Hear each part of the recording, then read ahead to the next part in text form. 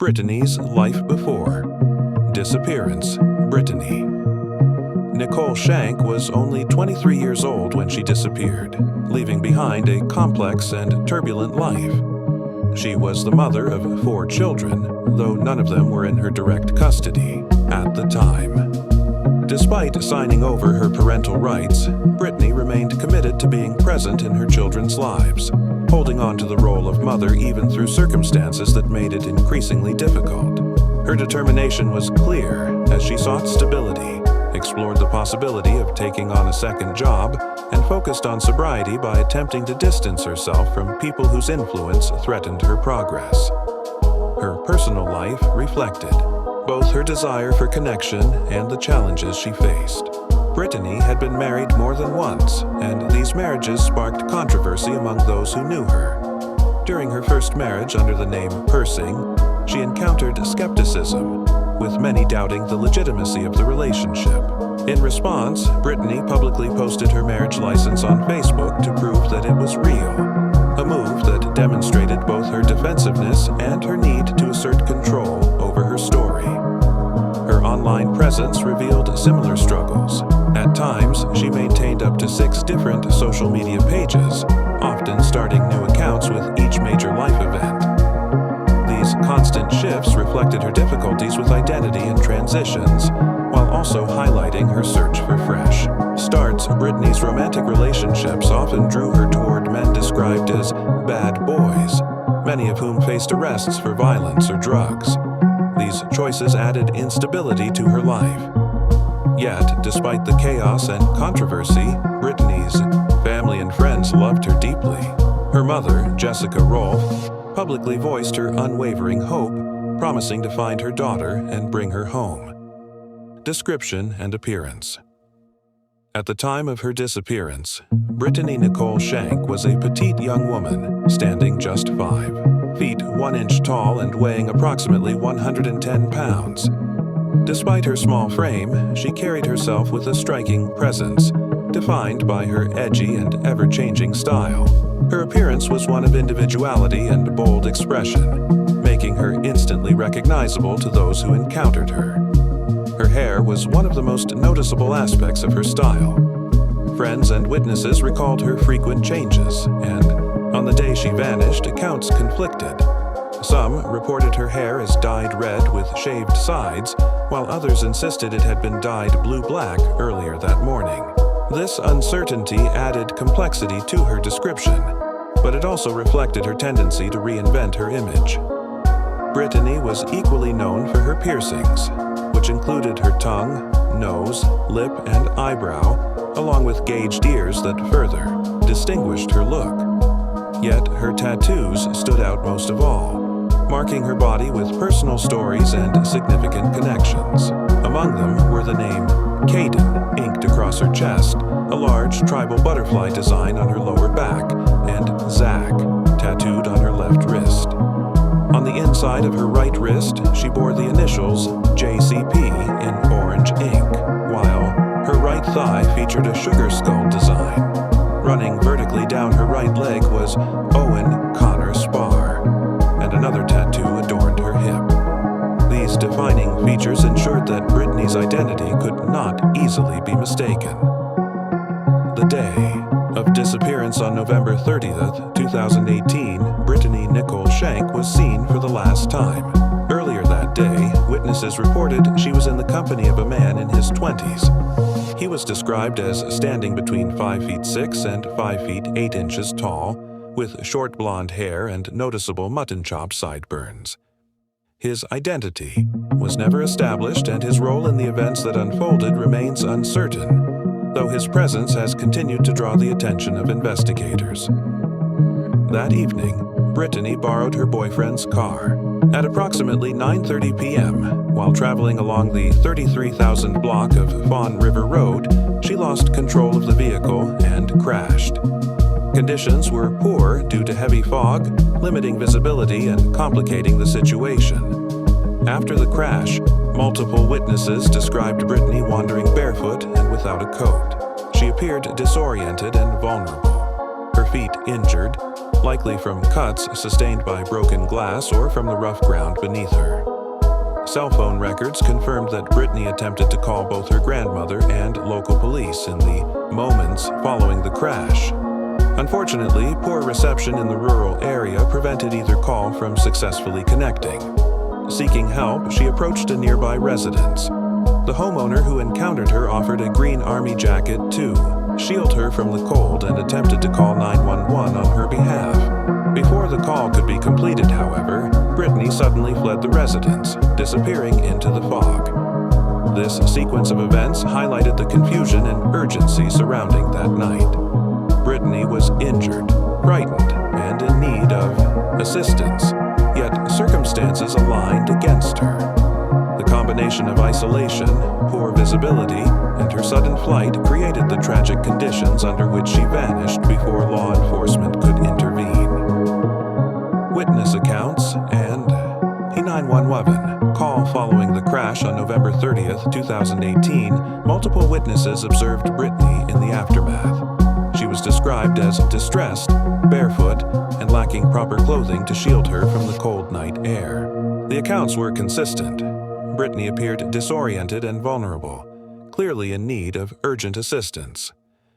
One of the most significant encounters came from a homeowner who interacted directly with her. He offered her a green army jacket for warmth and attempted to provide help by calling 911. His testimony added a critical perspective, painting a picture of a young woman caught between desperation and panic. Despite his efforts, Brittany's erratic behavior led her to suddenly flee into the heavy fog before emergency responders could arrive, vanishing into the darkness. Cell reception in the rural area was poor, adding another layer of difficulty. Both Brittany's earlier attempts to reach her grandmother and the police had failed, and even the homeowner's call provided only partial information to dispatchers. During that call, Brittany could be heard making statements that her boyfriend had wrecked the car and fled the scene. These comments conflicted with other reports, creating inconsistencies that investigators have struggled to reconcile. Police arrived shortly after the 911 call but found no trace of Brittany. The borrowed car was examined and revealed only minor damage, offering little explanation for her sudden disappearance. Despite immediate search efforts, Brittany had effectively vanished within minutes of leaving the homeowner's site, leaving behind confusion and unanswered questions. This section emphasizes how the dense fog, Brittany's fragile state, and the breakdown in communication combined to create a narrow but devastating gap. In that brief window of time, a vulnerable young woman slipped away, and the chance to locate her alive was lost. The investigation into Brittany Nichole Shank's disappearance began with local law enforcement, but was later transferred to the Michigan State Police. From the beginning, authorities treated the case with urgency, launching extensive search operations that included the use of drones, cadaver dogs, and dive teams. Despite these coordinated efforts, no physical trace of Brittany was ever recovered, deepening the mystery surrounding her vanishing. As the years passed, investigators released two key pieces of evidence in hopes of generating new leads. The first was a police sketch depicting the unidentified man witnesses had described on the day Brittany disappeared, a man in his 20s with blonde hair and distinctive mutton chop sideburns. The second was audio of Brittany's own 911 call, recorded on the night she vanished. Both pieces of evidence highlighted the strangeness of the case, but neither resulted in definitive breakthroughs. The man's identity remains unknown, and the audio, though haunting, has not provided the clarity investigators sought. Law enforcement officials have voiced their frustration, describing their progress as hindered by what they term a wall of silence. They believe that certain individuals within the community may possess vital information but have refused to come forward, leaving the case mired in unanswered questions. Renewed attention came through the Hide and Seek podcast, produced and hosted by James Basinger. His coverage emphasized the presence of numerous red herrings that misled both investigators and the public over the years. Basinger also underscored how the case seemed to fade from community awareness, despite its seriousness and the family's ongoing grief. His work aimed to reignite public interest, encouraging anyone with knowledge, however small, to step forward and help bring closure to Brittany's family. Theories surrounding Brittany's disappearance. Over the years, several theories have emerged to explain what happened to Brittany Nichole Shank on the night of her disappearance. The first and most widely held is the theory of foul play. According to this perspective, Brittany may have been running from someone she feared, possibly the man with blonde hair and mutton chop sideburns seen with her earlier that day. Supporters of this theory suggest she was harmed shortly after leaving the residence where she had briefly sought help. Her family has remained vocal in their belief that Brittany was murdered, emphasizing that her sudden vanishing and the silence that followed strongly suggest intentional harm. The second theory is accidental death. Under this explanation, Brittany's distressed and erratic state could have been caused by overwhelming paranoia, confusion, or sheer panic following the crash. On a foggy night, disoriented, barefoot, and without a coat, she may have wandered aimlessly into the darkness. In such vulnerable conditions, it is possible she succumbed to the elements, leaving no trace behind.